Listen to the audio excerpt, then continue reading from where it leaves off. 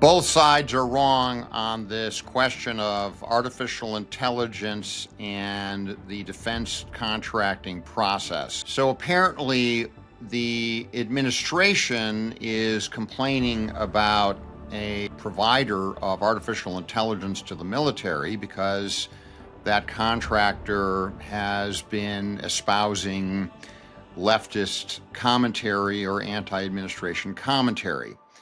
The defense contractor, on the other hand, is saying, I believe it's Anthropic, is saying that, well, no, we need to have guardrails in the process of the model that is being provided to the military, and we therefore are not going to provide you with that capability without those guardrails.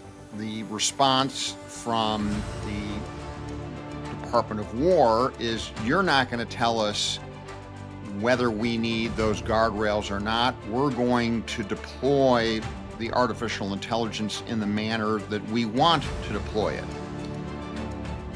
Both sides are wrong here. At one level, there should be no question that if you're in the business of being a supplier to the Department of War or the United States of America as a government contractor, you should probably not be in the business of commenting on politics at any level. Now, that having been said, the Department of War should also understand that not having guardrails associated with the utilization of artificial intelligence is an inherent problem.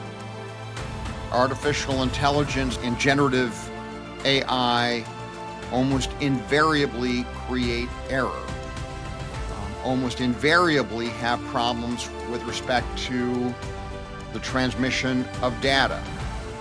With the likely data sets that are involved in the military-industrial complex, the type of error in data transmission and security breaches that could be associated with the deployment of artificial intelligence are breathtaking to behold. What if there are, for example, errors that are not readily controlled with respect to launches? What if there are errors with respect to the transmission of military secrets to our adversaries, that if we did in fact have guardrails associated with that artificial intelligence would preclude those types of errors?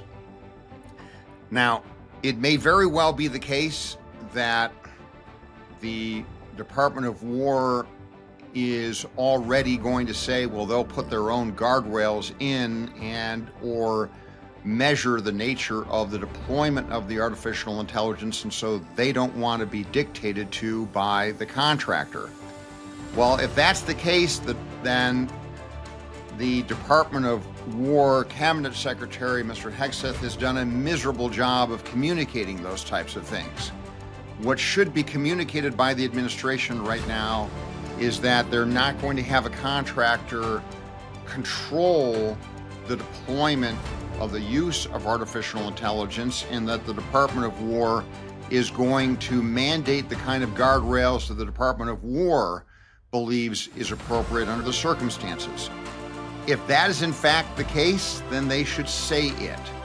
But right now, we're looking at the kind of threatening results by artificial or synthetic intelligence with respect to its inclusion in our military that all of the novels and horror stories are anticipating, whereby robust artificial intelligence capability is able at some level to take over our systems. That is not apparently all of that far-fetched. You have to understand that the military systems that are involved, and therefore the inclusion of artificial intelligence with respect to those military systems, must be incredibly robust. We're talking about data sets and computations associated with those data sets that are truly gigantic in dimension at some level. For artificial intelligence companies, in terms of their understanding of how these models and modules are going to be deployed with respect to those data sets, and expressing at a minimum concern over the potential error that would be associated with the deployment. Those are legitimate things to comment on.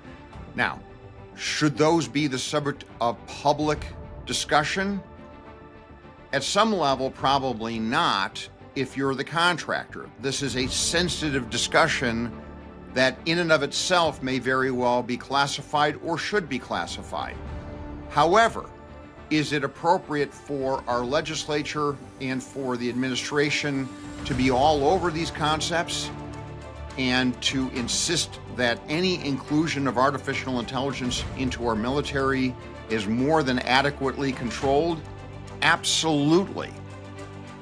But for this kind of public fight to occur between artificial intelligence companies in the military, that's entirely inappropriate and unacceptable, both on the Department of War standpoint and on the provider of this technology.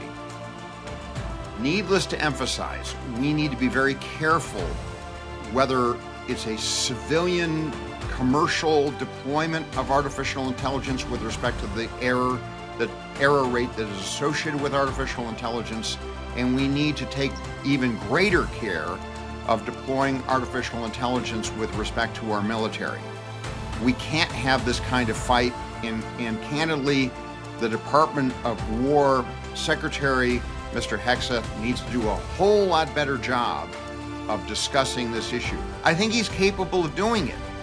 He's one of those folks that was in the media before he became the cabinet level secretary, and this is something that candidly also should be a no-brainer for him to deal with. We need articulate, appropriate level of administration of artificial intelligence within every sector of government. We need it even more carefully deployed within the Department of War and with respect to our military, and we need competent discussion of these issues by cabinet agencies that are involved with respect to the deployment of artificial intelligence.